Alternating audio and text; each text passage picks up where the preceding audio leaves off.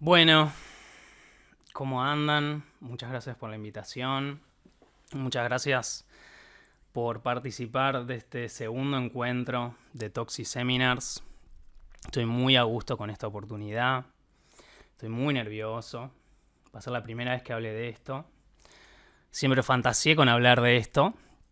Y como le digo a mi terapeuta, no es que no me guste, sino que me gusta demasiado. Por lo tanto, es una presión muy alta para ver de conversar de todo lo que me gustaría y ver de llegar al final. Estimo más o menos hablar 45 minutos, lo cual los insto a comentar, a preguntar, a debatir, a insultar, lo que sea, siempre y cuando de alguna manera yo logre en estos 45 minutos, una hora, son casi las 10, que para las 11 más o menos concluyamos y que no los abruma a ustedes ni me abruma a mí de información.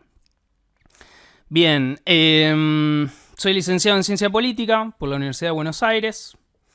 Estoy próximo a ser magíster en Historia, por lo tanto paso un chivo.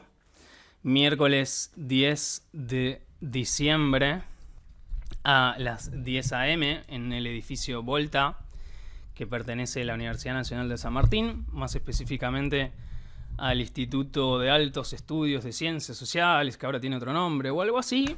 Voy a estar defendiendo mi tesis de maestría, que me llevó 5 años en resolver, después de muchas angustias, noches de insomnio, ataques de pánico, no necesariamente por eso, pero bueno, finalmente se va a concluir, así que estoy tomando esta oportunidad a modo de ensayo, porque en esa instancia van a estar mis padres, van a estar mis tíos, van a estar amigos, y va a haber un tribunal inquisidor al estilo de Juana de Arco, muy predispuesto a hacer comentarios y sobre todo observaciones sobre cómo está la ortografía y problemas de escritura y que te faltó una coma acá y que no citaste a cuál o quién. Entonces, bueno, a modo de ensayo, creo que esta es una instancia más interesante, reparadora.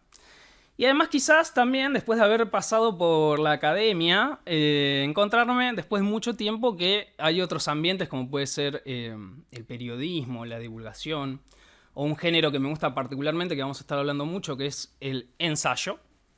El ensayo sería algo así como un texto en el cual uno expresa ideas y no tiene una forma del todo clara. No es un paper, no pasa por un referato. En todo caso tiene que pasar por un criterio editorial que dice, bueno, este texto puede interesarle a alguien y se puede comprar, pero tiene ese carácter libre, donde cada uno puede expresar lo que quiere y no por eso significa que no tenga el suficiente trabajo ni la suficiente amor por parte del autor que quiere transmitir una idea a través de ese dispositivo. Bien, ¿por qué hablar sobre peronismo o peronismos? O quizás una concatenación de conceptos o de nombres o ideas que serían Perón, el peronismo y peronismos, como a mí me gusta llamarlo. En primer lugar, porque es una obsesión mía, una de esas obsesiones que uno tiene y que piensa todo el tiempo y que más allá de que uno avance y lea más, siempre va a haber una incógnita. Y eso es lo que me gustaría intentar de rastrear a lo largo de esta velada.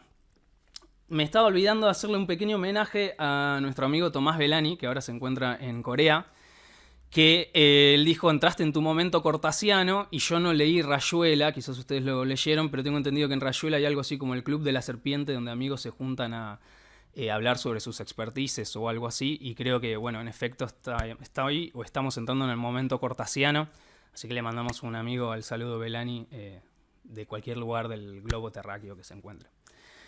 Entonces, les decía que es una obsesión mía, creo que es una obsesión de la Argentina, es una obsesión de los que nos dedicamos a estudiar las ciencias sociales, los estudios sociales, la política, la historia en un sentido amplio. Y es algo profundamente argentino y es algo que en mi caso personal está antes de que el tiempo sea tiempo. ¿Qué quiere decir esto?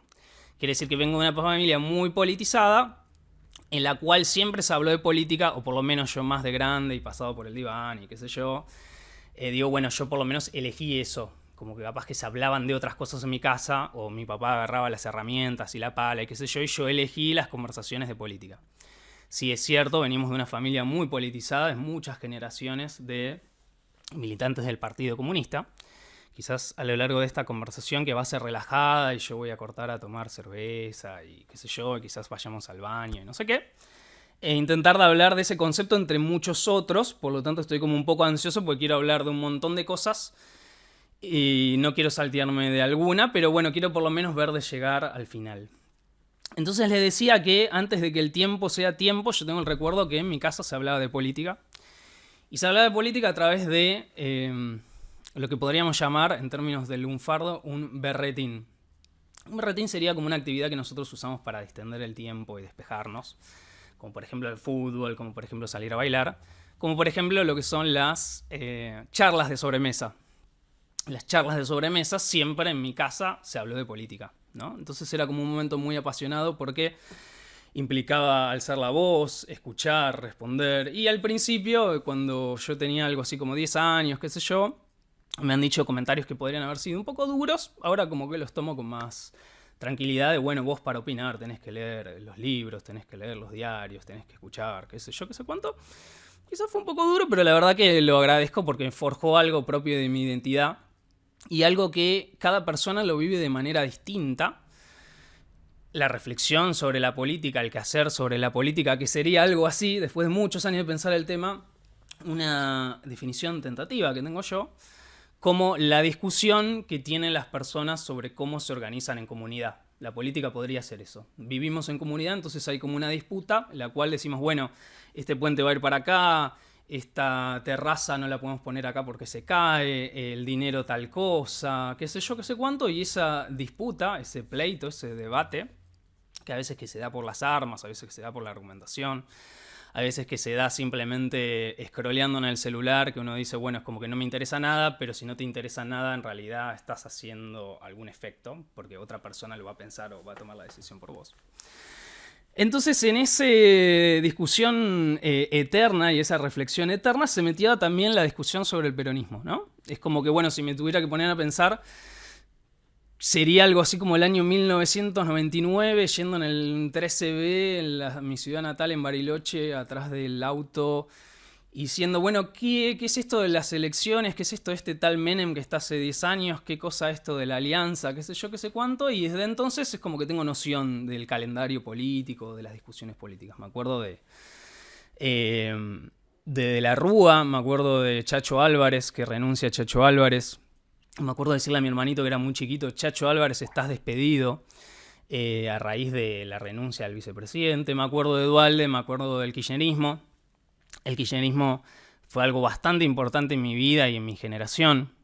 Por eso también los insto, si ustedes tienen ganas, a comentar, a insultar, lo que sea, porque más allá de que quizás yo pude haber leído más sobre el tema, es medio inevitable que no nos atraviese de alguna u otra manera, ¿no?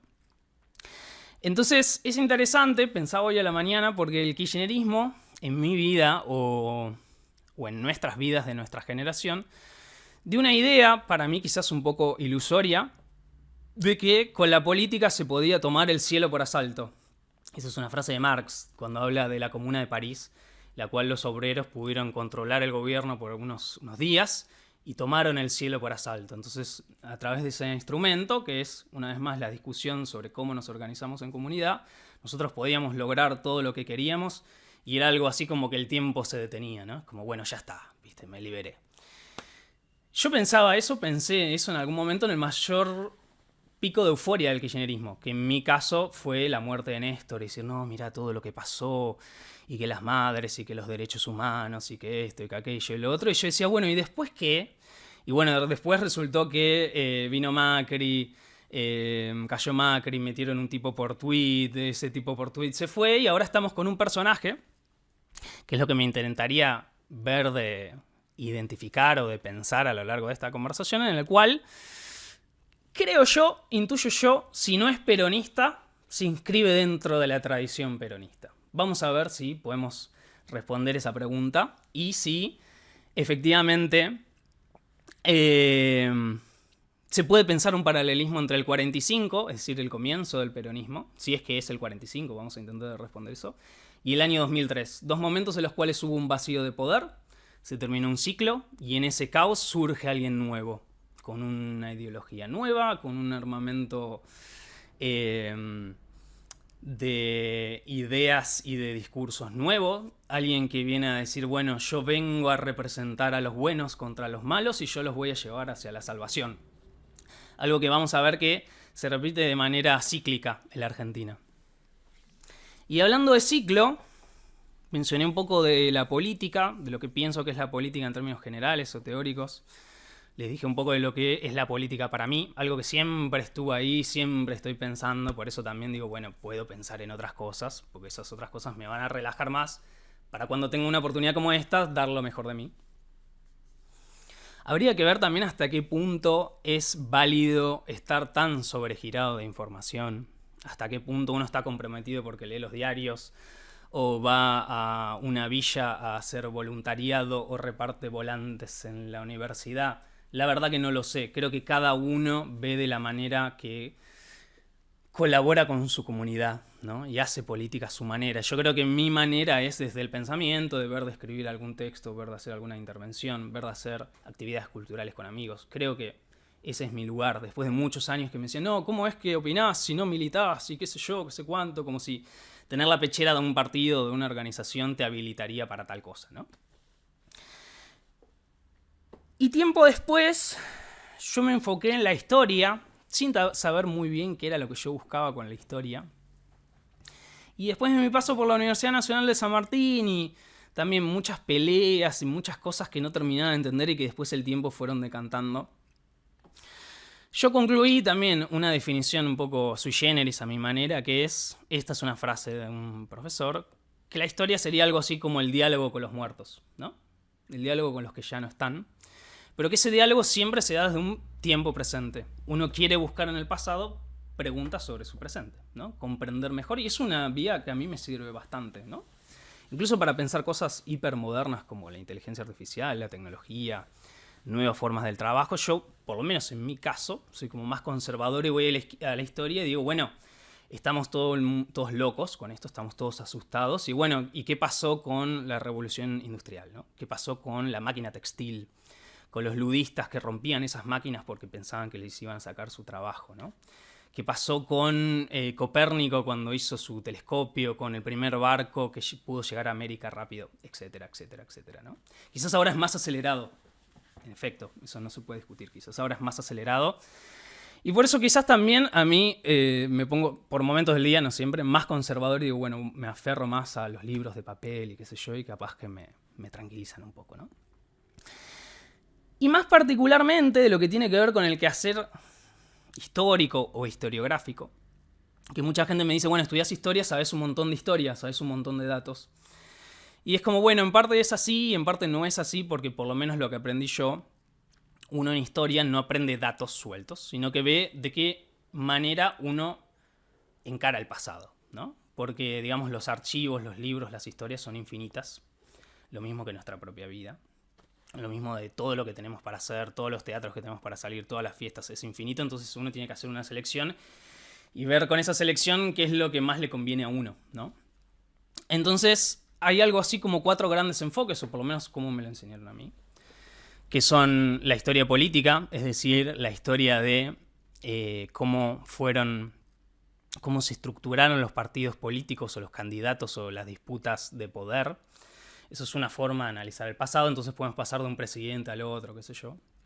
La historia económica, es decir, de cómo, en el caso particular de la Argentina, cómo generó su riqueza, cómo exportó, cómo importó, de qué manera agregó valor, no agregó valor, cuándo se complicó.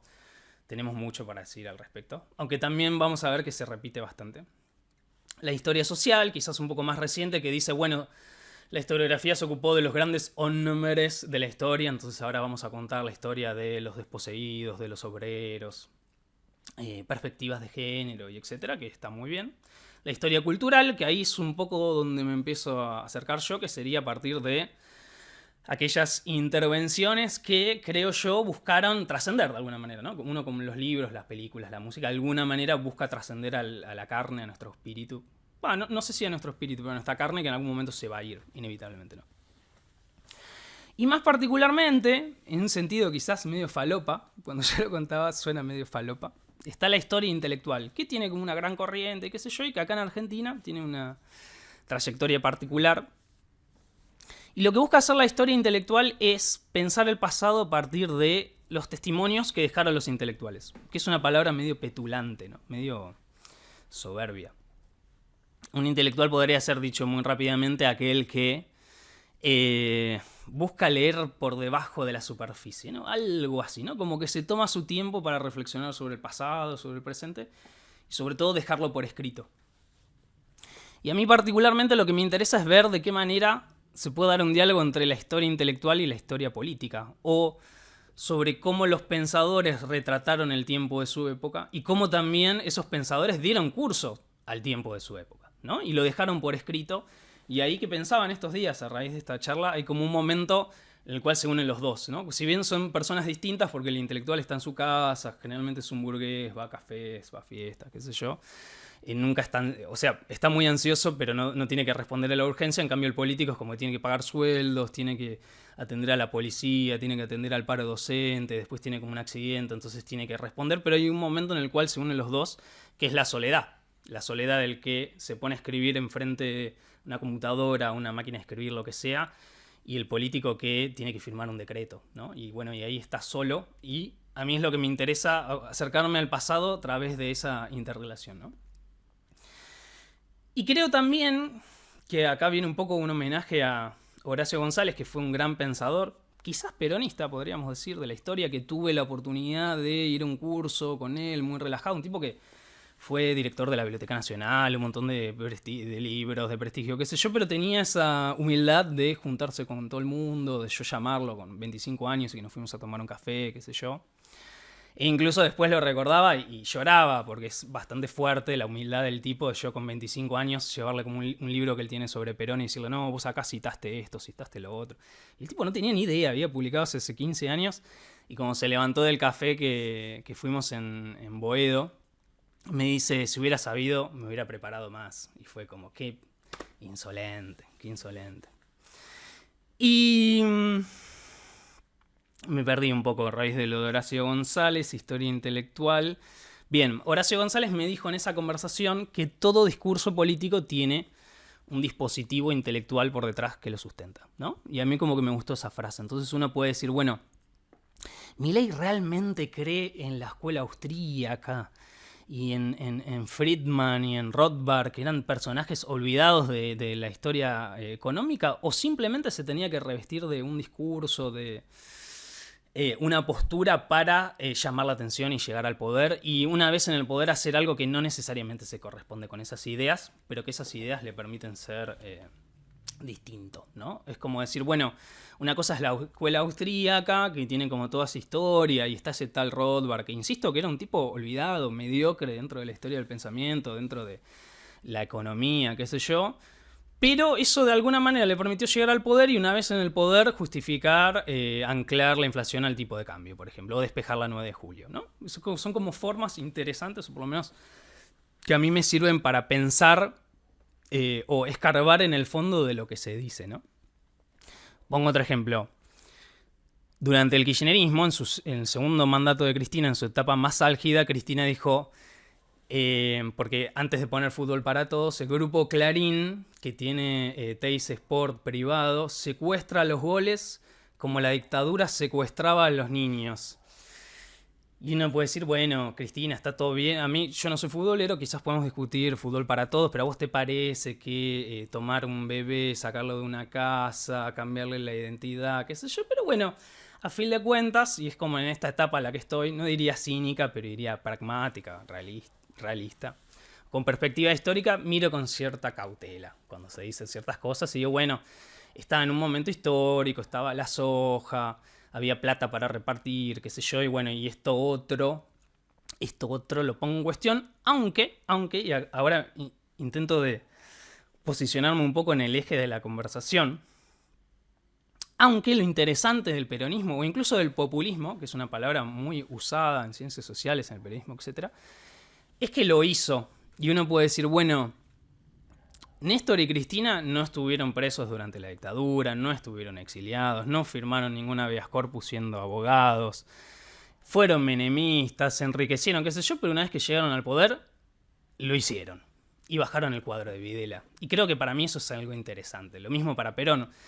el voto femenino, los votos obreros, qué sé yo, qué sé cuánto, tenían toda una historia previa, en la cual Perón no era necesariamente su agenda, pero vino y lo hizo. Y creo que esa es una de las claves, y puede ser como una de las primeras palabras a anotar, que a mí me sirven por el momento, que es pragmatismo.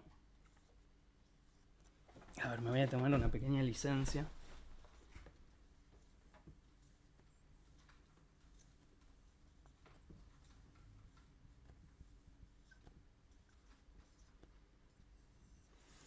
Bien.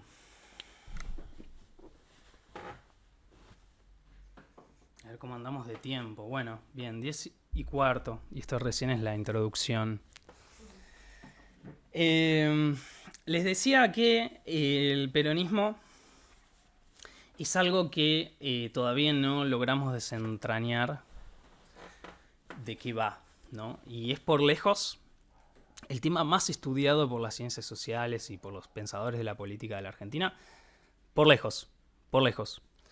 Pero tiene algo muy particular, más allá de que se puedan pensar en sus semejanzas con otros movimientos de América Latina o en el mundo, que es que todavía al día de hoy, o por lo menos eso es lo que vamos a intentar desentrañar, por lo menos al día de hoy tiene vigencia. Entonces uno puede decir, bueno, un militar nacionalista en América Latina hubo varios. Estuvo Vargas, estuvo Cárdenas, que le dieron derechos a los trabajadores, industrializaron, qué sé yo, qué sé cuánto. Pero esos movimientos se terminaron. En Brasil no existe un varguismo, ni en México existe un cardenismo. Quizás hay gente que lo reivindique, pero con esas características no existe tal cosa. Entonces esa característica muy propia de la Argentina y muy única, y la cual a pesar de que sigamos leyendo y sigamos reflexionando no sabemos bien por qué carajo sigue existiendo, es lo que a mí a tantos nos convoca a seguir pensando una y otra vez sobre el fenómeno, ¿no? Y creo que también es algo profundamente argentino en el sentido de que, y esto lo pensaba viniendo para acá, y dado que tenemos gente que se dedica a la programación, escuchándonos, que creo que el peronismo tiene como un sentido binario. O se es peronista o no se es peronista. Pero dentro de esos dos códigos binarios hay muchos peros. Bueno, yo soy pero tal cosa, tal cosa. O yo no soy pero tal cosa, tal cosa. Entonces ese carácter poroso que se vincula con otro concepto que para mí es interesante para pensar este fenómeno, que es movimiento. Mira, y apareció con otro color, mira.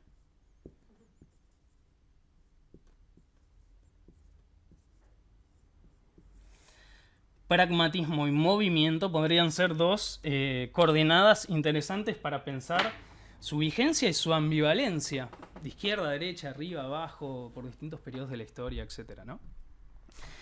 ¿Pragmatismo qué sería? Pragmatismo sería anteponer los hechos por sobre los principios. Dicho muy rápidamente. No me importa si yo durante la dictadura no fui exiliado. Llegué y supongamos que estaba de moda, o supongamos que garpaba esto, bueno, fui y lo hice.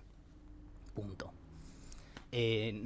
No me importa si mi ley en su infancia era estructuralista, algo que no tiene nada que ver con la escuela de austríaca. Después cambió y subió al poder con eso, ¿no?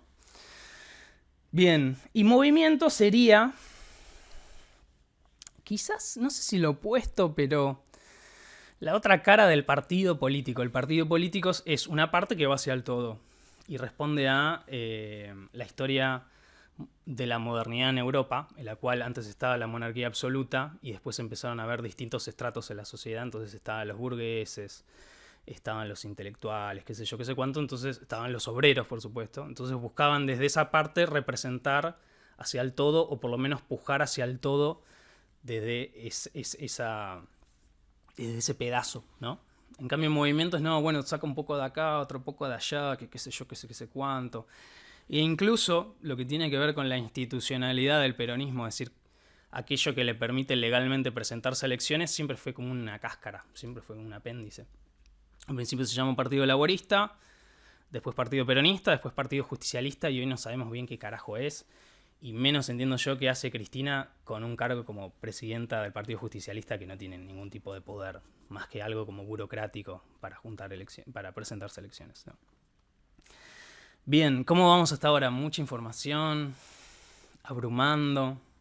Bien, bien. Voy a intentar de, como les digo, presentar mucha información, pero ser lo más ágil posible. Bien, ¿por dónde empezaría esta historia? Yo creo que esta historia, como les decía, de Perón, el peronismo y los peronismos, que es algo que excede incluso a la figura de Perón. Vamos a ver que a lo largo de su vida, él, no sé si muchas veces, pero en muchos momentos claves terminó haciendo cosas a su pesar. No sé si a ustedes les pasa, que dicen, bueno, no me quiero levantar de la cama, pero me levanto de la cama. O venir a esta charla me estresa un montón, pero en realidad me gusta, entonces lo hago igual. Algo así, algo así. Creo que fue como una persona ordinaria, arrastrado a situaciones extraordinarias y que le terminaron excediendo. Hace muchos años escuché una charla que hacían este paralelismo con Marx y el marxismo y Cristo y el cristianismo, ¿no? Uno puede decir, bueno, si es que existió Cristo, todo lo que vino después le excedió a ese pobre hombre que era un carpintero, ¿no? De Israel o algo así. Lo mismo con el cabezón barbudo de Alemania, que después circuló por distintos lados y después, no sé, mataron gente en su nombre, se lo llevaron a Asia, viste, como cualquier cosa. Se te fue de la mano, ¿me entendés? Un poco como Toxi, y hacemos también un pequeño homenaje a este espacio. Entonces, si hubiera que ubicar esta historia, y voy a tomar mis apuntes para no desviarme, creo que esta historia, tengamos en cuenta también que la historiografía tiene un carácter arbitrario. Yo voy a hablar de lo que se me plazca, pero sustentado en documentos. Eso es algo importante, porque por escrito podemos certificar que más o menos las cosas sucedieron. Creo que se ubicaría al comienzo de la vida de Perón y con la consolidación de la Argentina moderna. Iba a mencionar algo de esa imagen, pero lo dejo para el final. Tengamos en cuenta también que vamos a ser desordenados con las fechas, ¿eh? Vamos a ir, volver, pero vamos a intentar de llegar al 2025. 1880 al 2025. Les decía que Perón nace más o menos entre 1880 y 1990. Hay distintas versiones sobre cuál es su nacimiento real. Hay un libro muy grandote de Norberto Galazo, que es uno de los grandes historiadores del peronismo, muy plomo, muy mal escrito, pero lleno de documentación. Es un bodoque así que se llama Perón I y Perón II, donde dice que hay distintas partidas de nacimiento, entonces no se sabe con precisión cuál es su fecha de nacimiento. Nosotros lo podemos buscar en Wikipedia, va a aparecer una fecha que incluso capaz alguien la conmemorará, pero escarbando un poco no se sabe con precisión cuál es su fecha de nacimiento. Según Galazo, eso tuvo que ver con que Perón tuvo que ocultar su pasado aborigen o algo así para poder ingresar al ejército. Y algo que parecería un dato menor se va a transformar de manera central cuando Perón vuelva a la Argentina después del exilio y se tenga que hacer cargo de un país que era un hervidero. Ser presidente no es fácil. La vida no es fácil, ser presidente es menos fácil, y menos cuando te vota un montón de gente, te esperó un montón de gente y tenés que resolver algo que es un quilombo. Vamos a intentar mencionar algo de la década del 70. Lo que yo puedo decir es que a pesar de toda esa efervescencia militante y revolucionaria y qué sé yo, si uno lo ve en retrospectiva, era un país que casi no tenía pobreza, con un laburo te podías comprar una casa, etc. Por lo tanto, hay veces que las cosas no son necesariamente económicas. Entonces, cuando Perón vuelve a la Argentina, ya casi tenía 80, no tenía 70 y pico, ¿no? Entonces es como su médico, que era Jorge Tayana Padre, quizás ustedes votaron al hijo en la provincia de Buenos Aires, le dijo, mirá, negro, es como que si sos presidente y volvés ahora, te queda un tiempito de vida, y si la bancás un poco, quizás estirás un poco más, y bueno, él toma la decisión que toma, y logra vivir un tiempo considerable, digamos con 1880, 1990 hasta 1974, él logra vivir algo así como llama Alain Rouquier, que es un historiador francés, el siglo de Perón, ¿no? Como que lo podríamos decir como la Argentina industrial, en el mundo industrial, la vida de Perón atraviesa eso, ¿no? Y es como cuando él muere en el año 73, en el año 74, en el año 73, empieza un nuevo modelo económico, no solo en Argentina, sino en el mundo, llamado neoliberalismo, que vamos a intentar decir algo. Por lo tanto, quienes lo continuaron bajo su nombre hicieron cosas que excedieron a su tiempo histórico, aunque vamos a ver que Perón también cambió de su parecer. y que ese pragmatismo y ese recuerdo que da votos o lo que sea le permitió trascender y ser algo único en el mundo y exclusivamente argentino. Entonces, 1880-1990 sería como la consolidación de la Argentina democrática.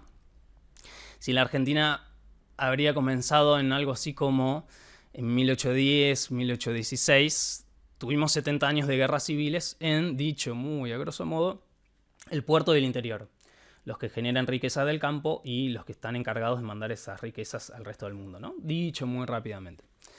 Esos 70 años de guerras civiles se terminan con un general, y ahí va a ser algo importante a tener en cuenta, la cuestión del general o los generales, como va a ser el propio Perón.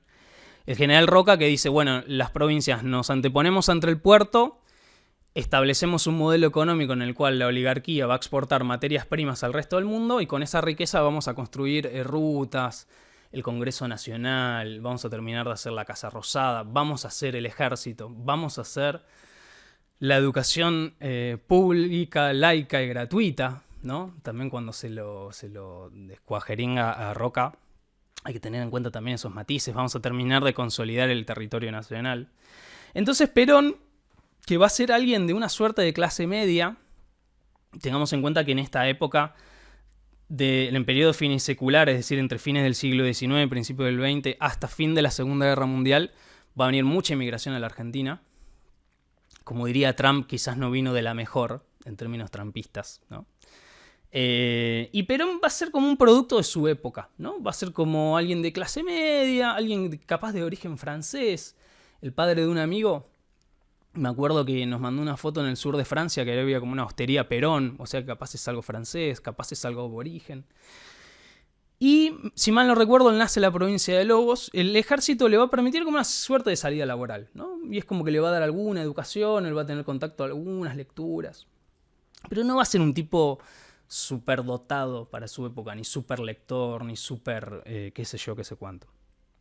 Pero ese ejército le va a dar, intuyo yo, que después le va a ir dando como unas vueltas de tuerca, como una impronta organicista, ¿no? Es como, bueno, dentro de este berenjenal que es la Argentina o que es la nación argentina, que hay que pensarlo porque es todo nuevo, que nos vienen como un montón de inmigrantes que tienen distintos idiomas, distintos nombres, distintos olores, no sé qué. El ejército de la educación ordena, ¿no? Entonces es como, bueno, este es el símbolo, tenés que ir, laburar, tenés que tener una familia. La familia es una institución moderna vinculada a la sociedad industrial, de casa al laburo, de laburo a la casa, qué sé yo. Entonces, Perón va a tener por lo menos hasta la década del 40 como una vida ordinaria. Va a ir al cuartel, va a tener una mujer. Perón tuvo 3 mujeres. Eso me parece como un dato muy importante para estudiar a los políticos. ¿Cuál es su entorno íntimo, personal? Podríamos decir que, como esto lo decía un profesor mío del CBC, que Perón era un jeropa, que le gustaban las chicas más jóvenes, flacas, rubias, y va a ser algo que lo va a mover, y mucho, a lo largo de su vida, y mucho. Tuvo 3 mujeres, María Tizón, que era como algo así como una noviecita del barrio, que va a morir muy joven, Eva Duarte, que también va a morir muy joven, y en muchos sentidos lo va a exceder, y María Estela, alias Isabel Martínez, que sigue viva hasta el día de hoy y no sabemos nada, excepto por la vicepresidenta Villarruel, que se sacó una foto con ella en su exilio en Madrid hace muy poco. Todavía sigue viva, no sabemos ni qué hace, ni qué información tiene. Y eso es también otra de las cosas atrapantes de los peronismos, que es que hay mucha mitología dando vueltas. Y es como toda esa cosa que no sabemos bien ni qué es, ni por qué sigue viva. Hay bibliotecas de esoterismo y qué sé yo, qué sé cuánto, ¿no? Entonces, Perón va a ser como un tipo ordinario, va a ir al laburo, va a tener su germu de la infancia, va a viajar un poco. En su juventud vivió en la Patagonia, este es como un dato interesante porque él al vivir en Chubut, ahora no recuerdo el nombre, no sé si era Camarones, el pueblo de Chubut donde él vive. ¿Era Camarones? Bien. Que él va por su familia, él dice, bueno, como que el futuro y el refugio del mundo está en la Patagonia. quizás un dato interesante es que Perón empieza a dar clases de historia militar, ¿no? Entonces es como que, bueno, un milico que sale un poquito de la media, ¿no? Es como, bueno, agarró algún que otro librito. Y sobre todo, que este es un dato interesante, se paró como yo estoy haciendo ahora enfrente a un público y tú tenía que preparar un discurso y perder la vergüenza, qué sé yo. Pero más o menos hasta la década del 40, y acá me voy a adelantar algunas cosas que quería seguir contando, pero pueden quedar para otro seminario sobre nacionalismo o qué sé yo. Acá como hay una fecha importante que es 1930, que es el primer golpe militar de la Argentina, donde van a derrocar a Irigoyen. Vieron que algo hablábamos de la formación del Estado Nacional en base a la oligarquía y a un modelo económico. Como una vez me dijo José Pablo Feynman, la oligarquía inventó a Irigoyen para contener a la clase media. Es decir, si la oligarquía tenía toda la riqueza y el poder político, el nuevo actor social que va a ser la clase media de inmigrantes y educados y qué sé yo, algo muy, muy potente y único de la Argentina que creo que lamentablemente se está perdiendo. Alguien que bajaba del barco con una mano adelante y otra atrás y su hijo se transformaba en abogado y médico y se podía comprar una casa, algo muy, muy potente. Irigoyen, que tiene como un primer gobierno exitoso, pone un sucesor que es Marcelo Torcuato Alvear, alguien como más del ala aristócrata del radicalismo. Acá ya van a surgir los partidos de masas, que no es necesariamente un movimiento. Irigoyen gana su segunda presidencia por un amplio margen. En ese momento no había una reelección inmediata y le toca algo muy malo, que es la crisis de 1929, el crack de Wall Street, que descoloca a la Argentina en el mundo hasta el día de hoy.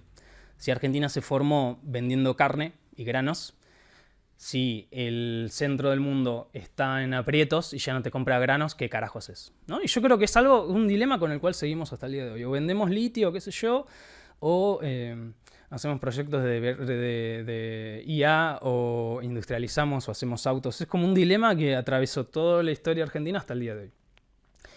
Y Perón, al ser un milico curioso, va a participar del golpe de 30. Y de hecho escribe una crónica que es interesante, titulada, tiene un título muy rimbombante: Lo que yo vi de la realización y preparación de la revolución del 6 de septiembre de 1930.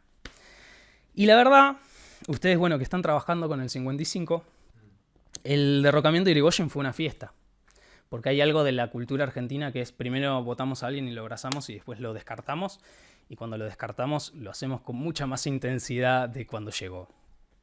Como diría el poeta Cordera, del éxtasis a la locura, ¿no? Entonces es como que a Irigoyen lo recibió un montón de gente, y cuando lo derrocaron con un elemento nuevo, que era el ejército, como que hubo un jolgorio en la calle. Y en muy poco tiempo Uriburu cae, después viene Justo, después vienen una serie de gobiernos en los cuales había una democracia censurada, y en ese contexto después surge Perón hacia el estrellato muy rápidamente. Hay dos elementos significativos que me gustaría mencionar, que son dos ideas nuevas que surgen en este proceso, ¿no? Es como que quizás 1880 sería como el último estadio de la modernidad del siglo XIX, en la cual creíamos en las instituciones, en la democracia, en los derechos individuales, y que le permitió a Europa, siendo Europa el centro del mundo, casi no tener guerras desde las guerras napoleónicas hasta la Primera Guerra Mundial, ¿no? La Primera Guerra Mundial, dicho muy rápidamente, sucede porque piden ingresar al reparto de colonias y de riqueza aquellos países que ingresaron a la industrialización de manera más tardía. Y eso generó un bolonqui enorme en Alemania, en Italia y en Japón, ¿no? Entonces, en el proceso que tiene que ver con la Primera Guerra Mundial, 1914, y la Segunda Guerra Mundial, surgen dos ideas nuevas que se enfrentaban al liberalismo o al capitalismo, que rigen las coordenadas del debate político hasta hoy en día, que son el fascismo y el comunismo.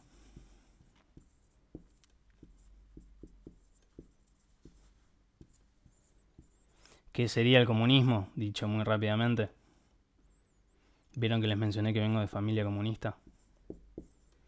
El comunismo sería un modelo social y económico enfrentado al capitalismo, en el cual, si en el capitalismo tenés capital y trabajo, es decir, fábricas y gente con ganas de laburarte para vos, En el comunismo tenemos la falsa ilusión de que la riqueza se reparte entre todos, pero en realidad la riqueza la manejan un par de vivos con mucho poder y hay que chuparle las medias a esas personas con mucho poder.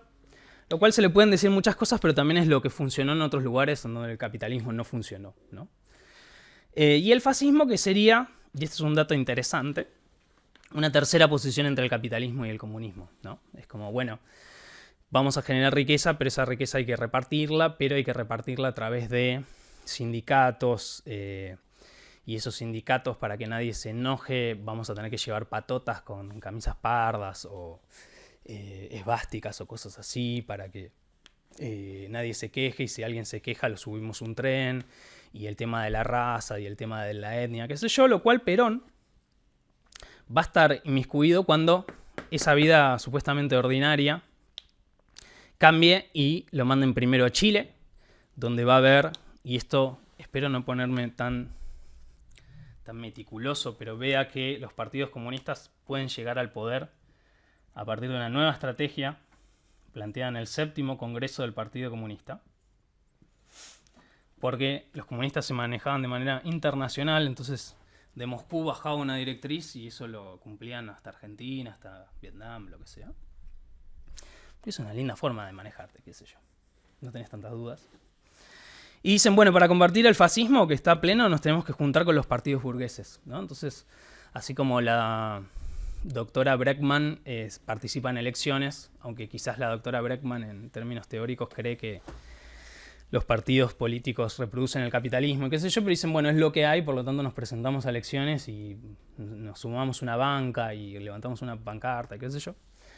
Y bueno, el comunismo, que estaba muy en auge en toda esta época, en Chile llega al poder, ¿no? Y eso es algo terrible para los militares, porque es como los comunistas son ateos, vienen por nuestros hijos, vienen por nuestras mujeres, qué sé yo. Entonces Perón, como agregado militar o como espía de Chile, ve eso de primera mano y después lo mandan a la Italia gobernada por Benito Mussolini y ahí flipea mal. Dice, bueno, como que acá está el modelo que a mí me interesa, veo una tercera posición entre ambas cuestiones, veo un nacionalismo.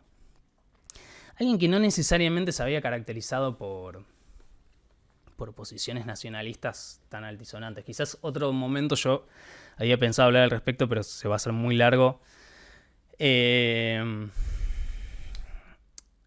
Pensaba hablar de lo que tiene que ver con los autores nacionalistas, ¿no? Con los que dicen, bueno, nuestra cultura fue infectada por Inglaterra y Estados Unidos, entonces tenemos que reivindicar el folclore y tenemos que reivindicar el Martín Fierro y Borges es un cipayo y qué sé yo, que tiene toda una larga trayectoria muy rica y muy sabrosa, muy inmiscuida de elementos comunistas o de izquierda o qué sé yo, pero que para mí Perón no necesariamente lo pensó. Ahí como que podríamos decir, y esto lo voy a decir muy rápidamente, Scalabrini, Ortiz, Jaureche, toda la saga de los autores de los 60, Hernández Arregui, Puiggrós, Abelardo Ramos, que decían, bueno, hay que recrear una verdadera cultura nacional desde nuestras pampas. Y Perón, qué sé yo, no sé, si pintó esa, si no pinta esa, no pinta esa, ¿me entendés? Entonces, bueno, efectivamente Perón flipea con eso.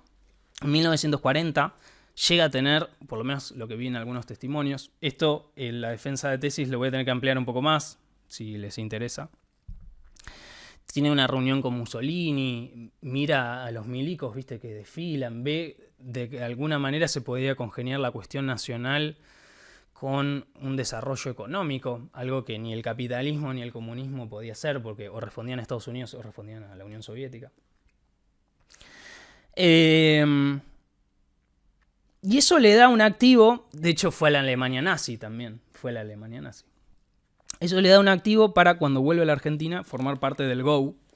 No sé si vieron la película de Evita, el musical. Bueno, ahí Antonio Banderas habla del GO.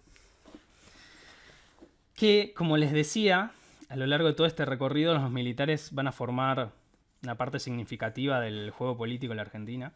Por suerte se terminó. Estos eran militares más modernos o liberales en el sentido clásico. Estos eran militares que querían incorporar ideas nuevas vinculadas al fascismo. Y estos es como que dicen, bueno, como que estas dos no funcionaron, los vinculados a la Revolución de 1943, que es algo que se habla poco pero es clave para entender el surgimiento de del peronismo, de la llegada al poder, que dicen, bueno, en el contexto de la Segunda Guerra Mundial, 1938-1945, la Argentina es un país importante y acá tenemos que tomar una posición, ¿no? Entonces dicen, bueno, nuestra posición tiene que ser sobre todo anti-inglesa, porque los ingleses fueron los que nos oprimieron históricamente. Después va a venir Estados Unidos. Todavía Estados Unidos no era la gran potencia. Y ese oponerse a Inglaterra los hace ponerse más próximos al eje, pero eso no quiere decir que necesariamente sean nazis. O sea, sí, Perón va a compartir muchos elementos con el fascismo, con el nazismo, sí. Ahora, no era un nazi, no era necesariamente un antisemita. Sí, y acá ya nos vamos a meter un poco más en lo que tiene que ver con Perón en el poder. Sí, aceptó un montón de nazis, científicos nazis, como Richter, que después va a dar lugar al surgimiento de la ciencia atómica en la Argentina, sí, pero no mandó a matar a nadie por ser judío, ¿me entendés? O sí, apretó un par de gente, sí, pero no eran las camisas pardas de los fascistas, ¿no? Entonces ahí yo creo que es un dato importante, como una posición que me gusta poner, y que de hecho la constaté leyendo los documentos, que es, como los comunistas estaban aliados al resto de los partidos burgueses, y en el marco de la Guerra Fría veían nazis por cualquier lado, entonces decían, no, Perón fue nazi, pero bueno, no necesariamente era nazi. En todo caso, fue un nacionalista, y ser nacionalista era ser anti-inglés era estar más cercano al eje. Es un tema muy complejo, muy largo. Entonces, ¿cómo venimos? Ya tenés que ir cerrando. ¿Tengo que ir cerrando? ¿Ya son las 11? Tenés 30 segundos. No, mentira. No sé qué hora es. Tranquilo. Son menos 20. 11 menos 20. Ah, bien, bueno, bien. Después, más adelante voy a apresurarme más para llegar al 2025. Pero creo que esto es importante para entender el núcleo de la cuestión. 1943, además es divertida la historia, capaz que no es tan conocida, es divertida. 1943. Vacío de poder, y además también quiero conectarlo con la actualidad. Vacío de poder. Uriburu, militar fascista, falla. Viene Justo, un militar más al estilo del siglo XIX. Gobierna unos 6 años, una cosa así. Y es como que esa época, la década del 30, se la llama la década infame, que la primera persona que pone el rótulo de década infame es un periodista nacionalista que fue infame, lo escribió la década en 1940, porque no se cumplió el proyecto de Uriburu, y después Jaureche, caído Perón, mucho tiempo después va a decir todo lo que vino después, antes de Perón, fue infame. Y si uno revisa la época, está bien, hubo democracia censurada, no fue lo mismo que con Irigoyen. Apretaron a algunos comunistas, sí. Deportaron a algunos anarquistas, sí. También es importante para entender el pasado no juzgar al pasado con nuestros valores. No quería abrir esta intersección, pero voy a aprovechar para abrirme la segunda birra. Cuando hablamos de genocidio, cosas así, genocidio es un concepto creado después de la Segunda Guerra Mundial. Entonces, si yo digo el genocidio de los romanos con los etruscos, estaría incumpliendo lo que en historiografía se llama como un anacronismo, pero bueno, eso es otra discusión. Les decía, la década del 30, que para mí es un periodo clave porque es el que define la Argentina tal cual es hoy. O sea, no la Argentina que forjó el Congreso Nacional, la Casa Rosada, ni qué sé yo, sino como esta cosa, viste, que vamos por un lado, vamos por el otro. Entonces, Justo hizo un montón de rutas, agrandó el ejército, fortaleció las fronteras, creó la institución de parques nacionales, Parque Nacional Nahuel Huapi, el Parque Nacional Iguazú. Empezó a dinamizar el turismo en Mar del Plata. Tuvo a un canciller premio Nobel de la Paz, Carlos Saavedra Lamas, que es capaz un tipo no recordado, que medió entre la guerra del Chaco y Paraguay, y por eso se gana el Nobel de la Paz, y abogada por la Unión Latinoamericana y qué sé yo. Pero también, Justo era un pragmático, y de hecho Perón trabajaba para él y tomó nota. Esto es como algo que quizás no se observa mucho, que voy a tener que defender el 10 de diciembre. Y decía, bueno, mira, negro, ya no nos venden más carne, bueno, tenemos que firmar un contrato con las personas que nos compran carne. Entonces ahí se firmó el pacto Roca-Runciman, que quizás escucharon hablar. Que se habla mucho de, bueno, como ahora el Jabo firma y claudica los intereses contra Scott Bessent y qué sé yo. Ok, sí, pero bueno, necesitas plata. Necesitamos plata. Cuando gobernás es así de complicado, ¿viste? Tenés que resolver. ¿A qué costo? Se verá. ¿A qué costo se verá? Lo que yo también digo, y creo que humildemente más o menos estudié sobre nacionalismo y qué sé yo, que tampoco logramos mucho defendiendo las banderas. Creo que se vendió mucho humo y tampoco logramos mucho bienestar también, ¿no? Entonces, todo esto falló.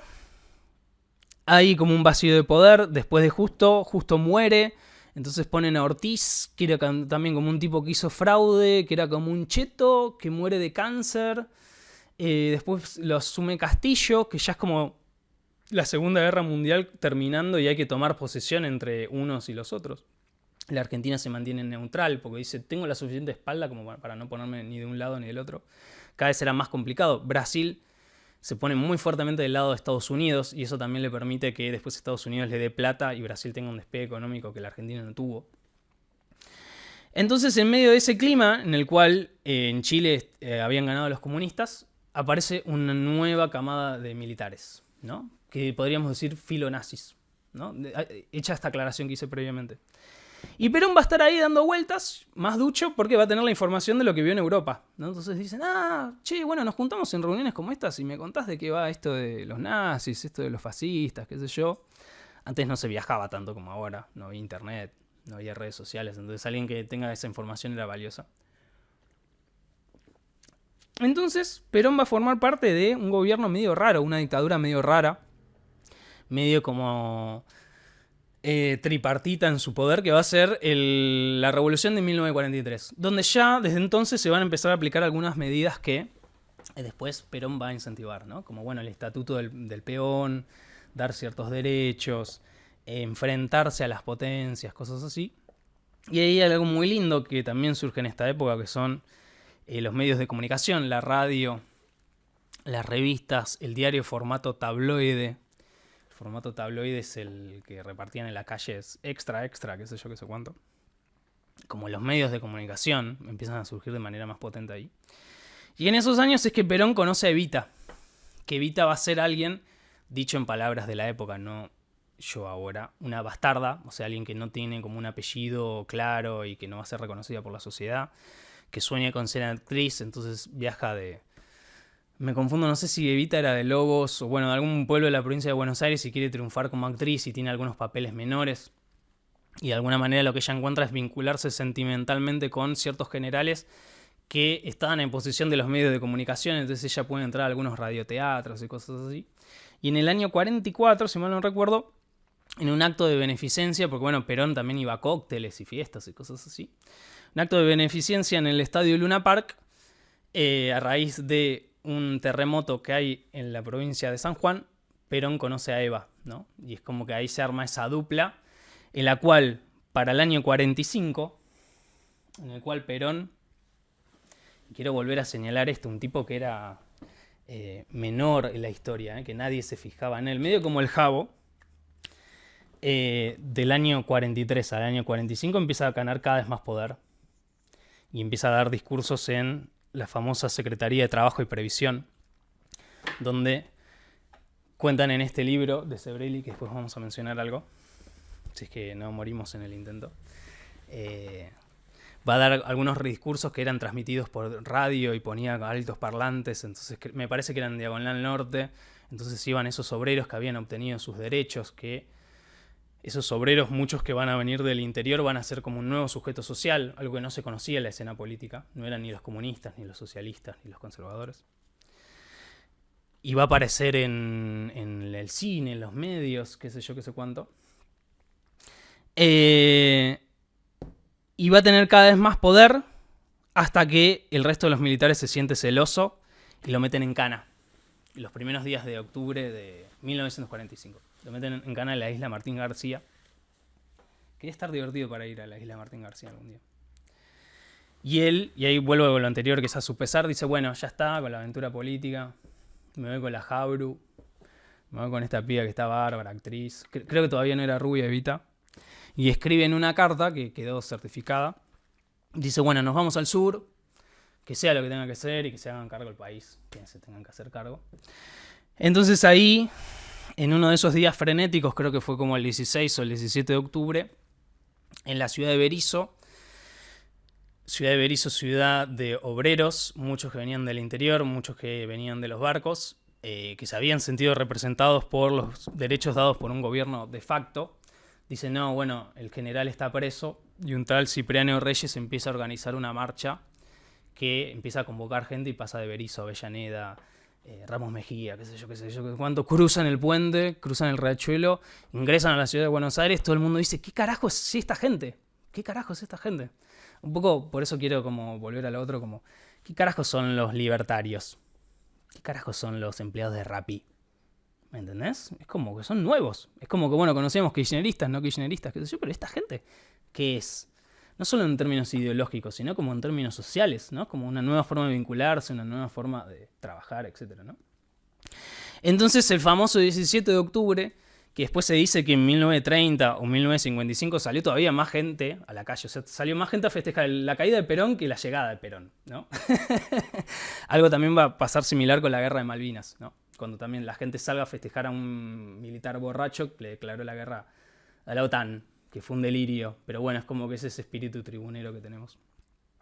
Entonces, este tipo, Cipriano Reyes, empieza a convocar toda una marcha de un montón de gente que la ciudad de Buenos Aires no entendía qué hacía, que de hecho es como que llegaron cansados, entonces pusieron, que quizás escucharon hablar de esta expresión de las patas en la fuente, ¿no? Como que estaban cansados, entonces la fuente, que era como algo de lujo, fue apropiado por los cabecitas negras para refrescar sus piernas después de toda una larga caminata. Y dicen a Perón, bueno, hacete cargo de esto, ¿me entendés? Hacete cargo de lo que hiciste. Como, bueno, no te puedes tomar el palo, es como que se le vino encima, ¿me entendés? Entonces en la madrugada del 17 de octubre, Perón los sacan de la cárcel, los llevan al balcón y entrona lo que podría ser como el comienzo del peronismo. Y ahí dice, no vamos a romper todo, no hagan lío, viva la revolución, sino que dice, trabajadores, gracias por venir, vuelvan a sus casas que mañana hay que laburar. Y cuiden a la policía, ¿no? Ahí como conectando un poco con el carácter militar y organicista que va a tener el peronismo, ¿no? Donde después cada persona lo fue tomando y se fue apropiando por quienes fueron quienes arrogaron ser los continuadores de Perón y por el propio Perón. Y como dice Sebrelli en este libro, que es de 1983, cuando pensaba que el peronismo iba a ganar, pero terminó perdiendo, donde cada uno puede imaginar su propio peronismo, ¿no? Entonces es como que, bueno, una cosa es lo que se imaginó en ese primer periodo del... Y voy a marcar algunas fechas y ya con esto paso como una pausa, si quieren hacer preguntas, si quieren cerrar, qué sé yo. De lo que tiene que ver con ciertas etapas de la época peronista. Hasta ahora describimos cómo fue que llegó al poder, ¿no? Que fue como una manera como aleatoria, apresurada, y que supo interpretar su tiempo, pero que se le vino encima, ¿no? Entonces, bueno, es como que es el primer periodo, los años dorados, que yo después me anoté muchas peros para decirle esos años dorados, que es como que, bueno, en vez de, o además de darle beneficios a los trabajadores y hacer como una repartija ecuánime entre el capital y el trabajo, cuando todo eso se empezó a agotar, porque Perón recibe el país con las reservas del Banco Central, que capaz escucharon hablar de esto, que las reservas del Banco Central estaban llenas de oro. ¿Escucharon hablar de eso? Cuando Perón asume la presidencia, a raíz de los intercambios de la Segunda Guerra Mundial con Inglaterra, y se la patinó toda. Y se la patinó toda, lo cual se le puede hacer un pero, antes de su caída, Perón dice, bueno, acerquémonos a Estados Unidos y que traigan inversiones los estadounidenses, ¿no? A pesar de que él había asumido en el 45 bajo el lema Braden o Perón. También un cliché que se volvió a usar ahora que no tuvo mucho éxito. Besant o Patria, algo así, ¿no? Entonces están como esos primeros años dorados y después está el 55, la caída, que es lo que a ustedes les compete ahora. Lo cual no tiene una mejor idea que en vez de terminar el peronismo, acrecentarlo y que crezca como mito, y que aquellas personas que fueron hijos de los que se habían beneficiado por ellos, por las políticas del peronismo o no, o que no eran peronistas, después lo entronen y lo idealicen y sobre todo a partir de lo que tiene que ver con la Revolución Cubana, quieran tomar las armas para implantar un modelo peronista flashado de no sé qué barrilete cósmico. Después podríamos decir que una tercera parte es cuando Perón vuelve, y que para volver tiene que hacer un montón de artimañas, y si bien es recibido en el exilio por militares que todavía son más fachos que él, ¿no? Y que termina siendo recibido por Franco, que era el más conservador, el más católico que de todos ellos, pero que desde el exilio lee a Mao, se cartea con el Che, se cartea con Fidel, ¿no? Es como que tiene esa ambivalencia cínica, ¿no? Porque es como cualquier cosa para, no sé, llamar la atención, volver al poder, porque no sé si realmente él quería volver al poder o quería hinchar las pelotas, ¿no? Pero es como que se dio toda una dinámica bastante intensa y que hay bibliotecas escritas al respecto de por qué Perón vuelve a la Argentina cuando ya el mundo empieza a cambiar, el modelo económico empieza a cambiar, y después continúan políticos peronistas haciendo cosas que no necesariamente tuvieron que ver con lo que hizo su gobierno bajo su nombre, ¿no? Entonces 73-74, ya a modo de conclusión, para no hacerlo tan largo, podríamos decir que los otros líderes peronistas que le siguieron a Perón fueron Menem, en el cual le pasa la posta a Cafiero. Cafiero es quien empieza a reactualizar el peronismo para que el peronismo vuelva a poder después de la derrota con Alfonsín en el 83. Podríamos hablar también de la dictadura y de cómo Macera, por ejemplo, Galtieri buscaron ser sus propios perones, ¿no? E incluso, como dice Sebrelli, y voy a mencionar a Sebrelli a modo de conclusión, Galtieri logró con la guerra de Malvinas la tercera guerra mundial que Perón no pudo conseguir, ¿no? Y es como que tuvo la plaza y le declaró la guerra al imperio que Perón quiso y no pudo, ¿no? Y fue un delirio absoluto, con todo el respeto de los combatientes de Malvinas, ¿no? Cafiero le pasa la posta a Menem.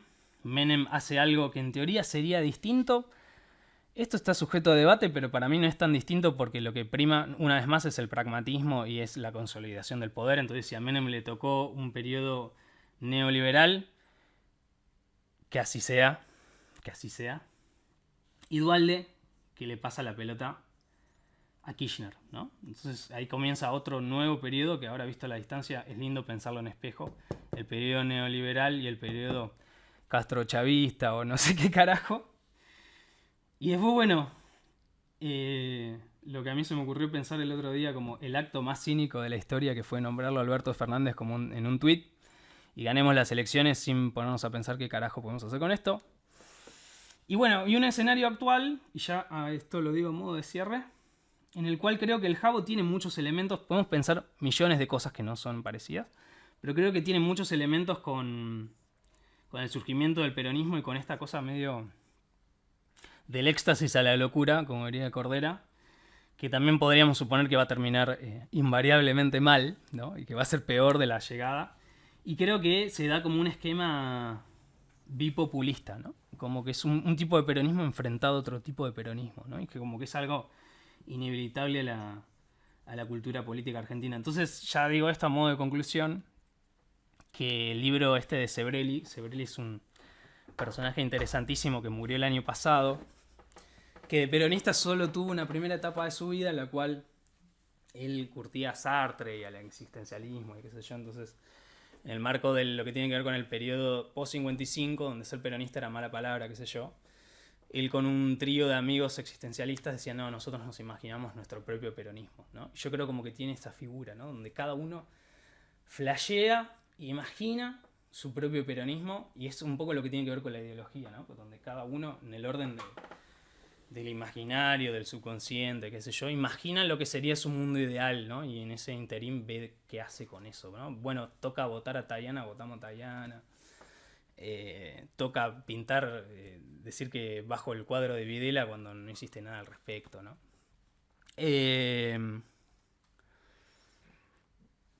Y creo que eso como puede ser una variante interesante, y ahí tenía otra imagen para mostrar de otro historiador que a mí me gusta mucho, que se llamaba Tulio Elperindón, y que de peronista no tenía nada, que es la larga agonía de la Argentina peronista, ¿no? Es como que es algo ahí todo un tedio del cual no podemos salir, ¿no? Y cada uno nos vamos a imaginar algo, pero creo que, y ya con esto termino, creo que tiene que ver con la forma que se hace política en Argentina.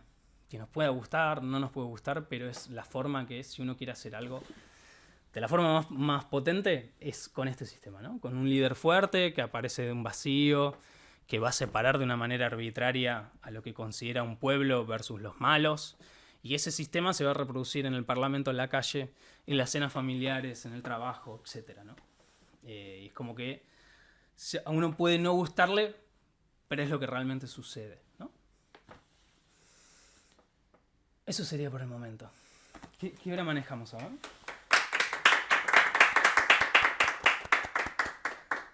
Bien, perfecto, las 11. Espectacular. Espectacular. Mejor imposible. Espectacular. Che, muy buena charla. Increíble charla. Y primera pregunta. Dale.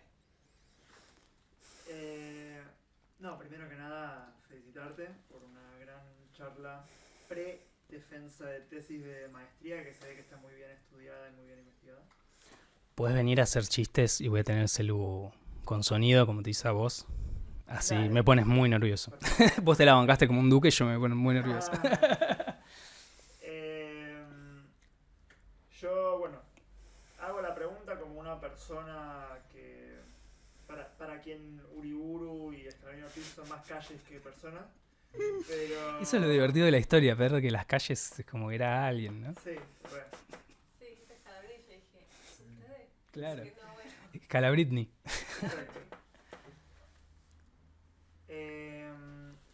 ¿Vos pusiste en relación al peronismo con el fascismo en algún momento de la charla? Pero cuando pienso en los fascismos europeos, y esto puede ser por desconocimiento histórico de mi parte, lo que me surge es movimientos que dejan afuera a gente. Y cuando pienso en el peronismo, lo que me surge es un movimiento que incluye a la gente. Entonces me pregunto, de nuevo, desde la perspectiva de una persona que no sabe nada, cuando pienso en estas dos figuras ideológicas, lo que me surge son cosas opuestas. La exclusión y la inclusión. Entonces, bueno, quizás que pongas en evidencia mi error en ese sentido, o cómo ves vos esa contraposición que quizás no está tan contrapuesta. ¿Otra pregunta? ¿O vamos con esta? Vamos con eso. Bien, bueno, primero no es un error. Primero no es un error y es algo que se dijo del momento 1 del peronismo, o de la figura misma de Perón. Y es algo que, como señalaba acá, como los comunistas van a estar aliados con los partidos burgueses, como por ejemplo mis abuelos, ¿no? Es como decían, bueno, nosotros nos estamos luchando contra los nazis y los fascistas, y acá aparece como un milico, ¿no? Con discursos similares, ¿no? Y de hecho hay muchos autores y mucha bibliografía que sostiene efectivamente que va a ser una continuación, ¿no? Pero lo que yo creo es que, si bien él toma esta cuestión de una tercera posición, ¿no? Entre un modelo y el otro, y algo que le permite hacer un desarrollo nacional no imperialista, pero que tampoco sea ateo y qué sé yo, como van a ser los comunistas, que va a ser mala palabra. Creo que ante el hecho de tener que defenderse de esa acusación, él insiste en decir que es otra cosa, ¿no? Y en relación a lo que vos decís de la exclusión y la inclusión, es como que, bueno, hay dos momentos. O sea, por un lado, Perón surge cuando el fascismo cae en la Segunda Guerra Mundial, ¿no? Y bueno, y el peronismo continúa hasta el día de hoy. Y el fascismo continúa en acusaciones, sos un facho, o Trump es un neofascista, o ya viene el fascismo, como dice Rebord, lo cual para mí es un error, porque no terminas de explicar ni el pasado, ni ese periodo muy particular, muy único, muy loco, de por qué carajo países tan cultos, sobre todo como Alemania, terminaron haciendo la barbaridad que hicieron. Es algo que también hasta el día de hoy no vamos a comprender. Y por eso también es muy somatizante y muy fácil caer en chistes. Y eso es un nazi. Pero porque Hitler ganó las elecciones, qué sé yo. Y es como no terminas de explicar ni una ni la otra, pero bueno, ya fue, hagamos chistes, ¿no?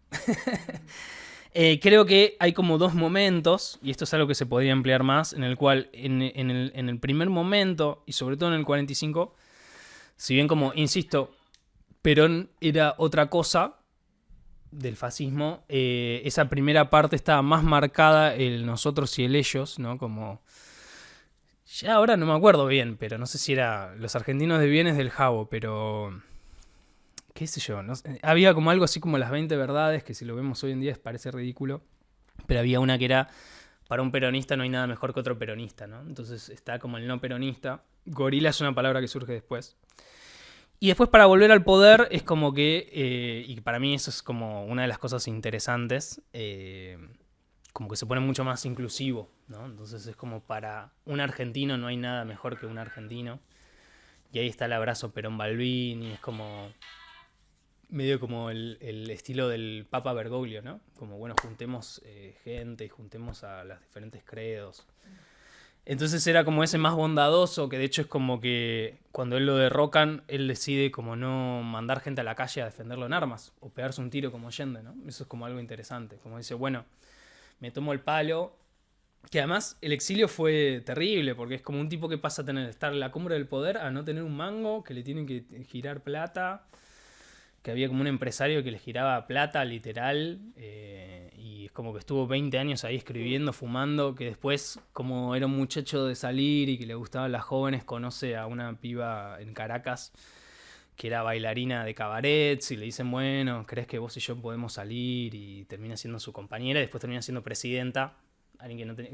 Como Karina, muy similar a Karina, muy similar a Karina.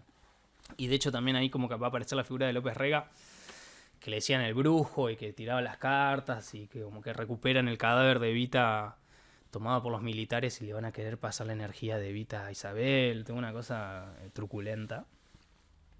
Pero bueno, es como que diría esos dos momentos, pero también, y de hecho había traído para leer Perón, que incluso como que incentiva a los montoneros, a las organizaciones armadas, porque es como que necesito incluir todo para volver al poder, después los manda a matar, ¿no? Y es como que, si bien es como bastante complicado, la AAA se crea con Perón todavía vivo, ¿no? Y es como, con papá, ¿no? ¿Viste? Y es como que es algo que bueno, ahora está como el meme de Perón era militar, y sí, Perón era militar, y es como que sí, de casa al trabajo y del trabajo a la casa.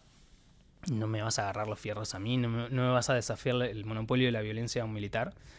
Pero bueno, también eso es como lo complicado de que él también incentivó a las organizaciones armadas, ¿no? Así que bueno, podría decir eso.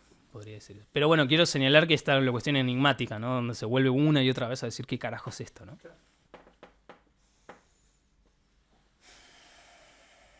¿Alguna otra pregunta? Sí. ¿La audiencia? Sí.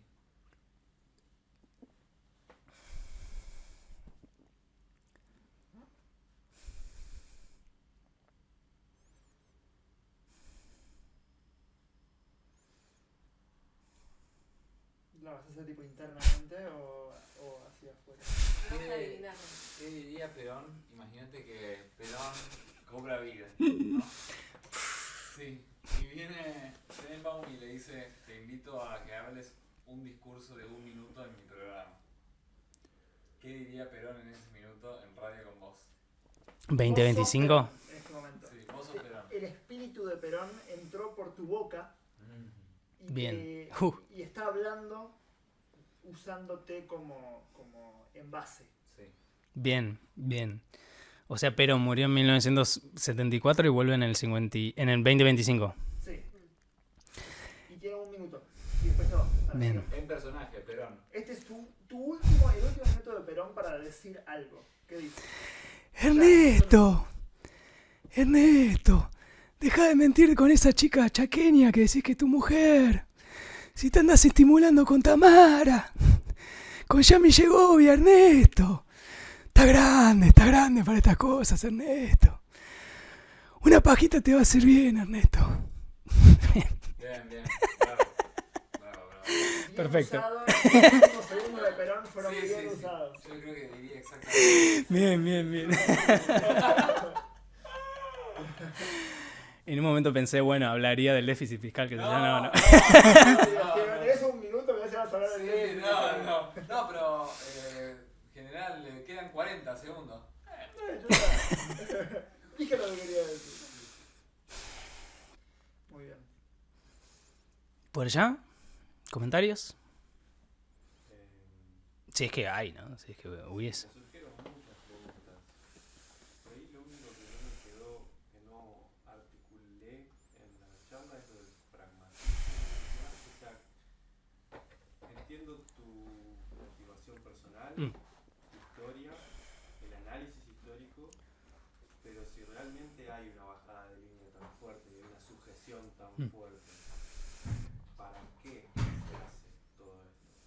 ¿Esta charla? Sí, todo. Para... Historia, la política. Ok.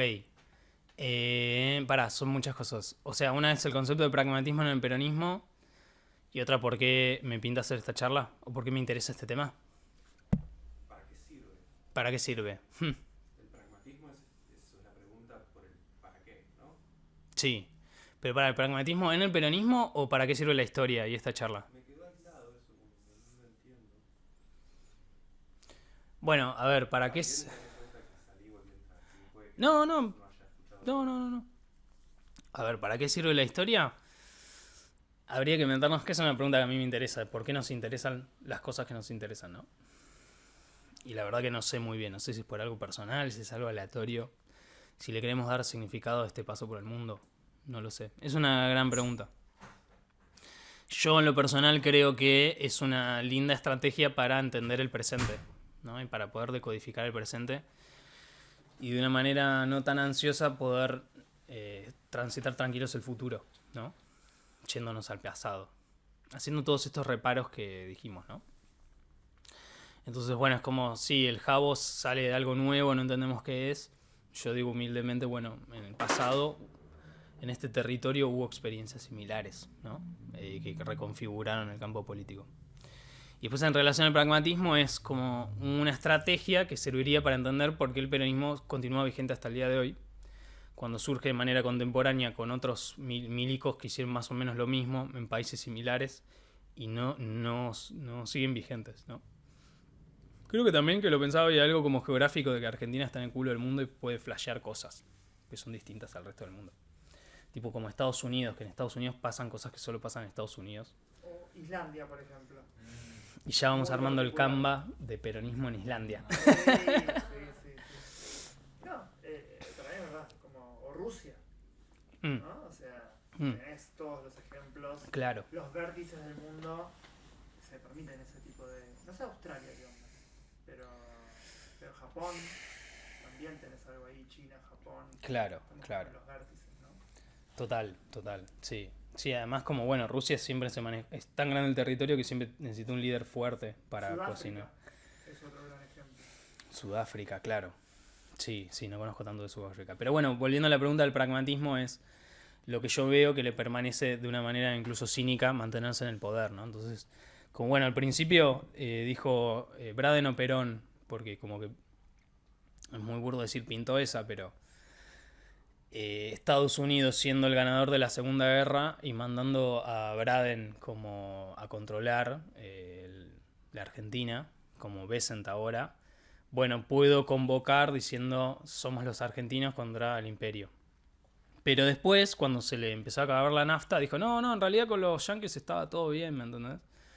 Después cuando se pasó 3 pueblos y lo terminan derrocando, él dice, bueno, gano tiempo, entonces, bueno, vuelvo a mis bases con los milicos, pero me acerco a los guerrilleros, pero que esto, pero que me abrazo a Balvin, que qué sé yo, qué sé cuánto.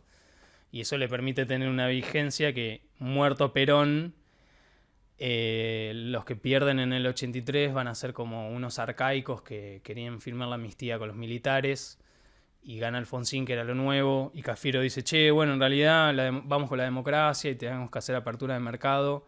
Y Menem, que en realidad no era pro mercado como Cafiero, termina siendo todavía más pro mercado que Cafiero porque el mundo iba por ese lado. El kirchnerismo Néstor de chavista no tenía nada. Y no lo digo peyorativamente, hay gente que se enoja cuando digo esto, pero es como que, nada, es un tipo que buscaba poder. Entonces, bueno, ganó Chávez, qué sé yo, vamos con los derechos humanos, con la patria grande, no sé qué. Alberto no se entendió qué carajo. Y bueno, como que el Jabo me parece que toma esa rienda pragmática. No sé si se entiende un poco el concepto. Sí, un poco lo que estoy diciendo es que cada uno hace lo que... El peronismo que quiere. Claro, exacto. Sí, y el peronismo que tiene que hacer en ese en su momento histórico. O el peronismo o lo que sea, lo que sea que tenga que hacer y pareciera ser independiente de qué persona es. Ujú. O sea, vos querés poder, bueno, haces la que pinta en ese momento para alinearte. Bueno, eso es la democracia, ¿no? O sea, gracias que es así y que no hace cada uno lo que le pinta en función de cuántas armas tiene en el bolsillo, ¿no? Qué bueno que hace falta alinearse con los deseos históricos y contemporáneos para llegar al poder. Agradezcamos. ¿Y qué peronismo sentís que se viene? Qué buena pregunta. Wow, buenísima. Claro, o sea, si entendiéramos al peronismo que se viene como un enfrentado a Milei. Claro, como esto que hablaste. En la época de Menem era más como neoliberal. Digo, ahora, ¿qué te parece que se viene? Wow, gran pregunta. Y es como creo que, o sea, no sabemos qué puede suceder. Yo sí creo que por lo menos hasta el 31 va a seguir el jabo. Nunca sabemos, en este país todo puede volar por el aire, pero creo que es como que ya entramos en ese proceso histórico y la estamos pariendo de alguna u otra manera. Creo como que va a salir otro país de esto. Como que un país que efectivamente va a tener más riqueza, porque va a entrar vaca muerta, qué sé yo, pero quizás no tenga tanta igualdad. Creo que eso es como algo inevitable, pase lo que pase, creo. Pero como que habría dos hipótesis. O se viene algo más a la izquierda, tipo Juangra, entonces es como que se viene un mileísmo a la izquierda, o se viene una moderación después de toda esta locura, ¿no? Creo que Massa ya se le pasó el cuarto de hora, pero sigue ahí. Pero es como que están esas dos variantes. Creo por la historia que si viene algo por lo disruptivo. Por eso como que Juangra es quien más futuro le veo dentro del escenario opositor. Como que veo con nuevas ideas, es como que se necesitan líderes fuertes y carismáticos. Y es más joven también. Más joven, claro. Más menores. Claro. Es como, bueno, no soy futbolero, pero es como Boca, tipo Román, ¿me entendés? El Diego. Bueno, como que el Diego también se puede pensar en ese espejo, ¿viste? Es como, bueno, fue menemista, estuvo en Cuba, qué sé yo, qué sé cuánto, ¿no? No sé, ya estoy metiéndome en otros terrenos que no sé tanto, pero... Bueno, les pido otro aplauso para Fabri. Gran charla y... Vendrán más, ¿Cómo? ¿no? Más. Sí, vendrá Contanos más. cómo te sentís vos desde lo psicológico. Mucho goce. Estoy contento de haber podido respetar el tiempo. Como que capaz me estaba a punto de ir por las ramas y aceleré y claro. Y se pudo completar. Muy bien. Y... Bueno, muchas gracias por venir a esta segunda edición de Toxic Seminars. Por No me favor. perdería por nada. Hoy un amigo dijo, si hacen uno de educación popular,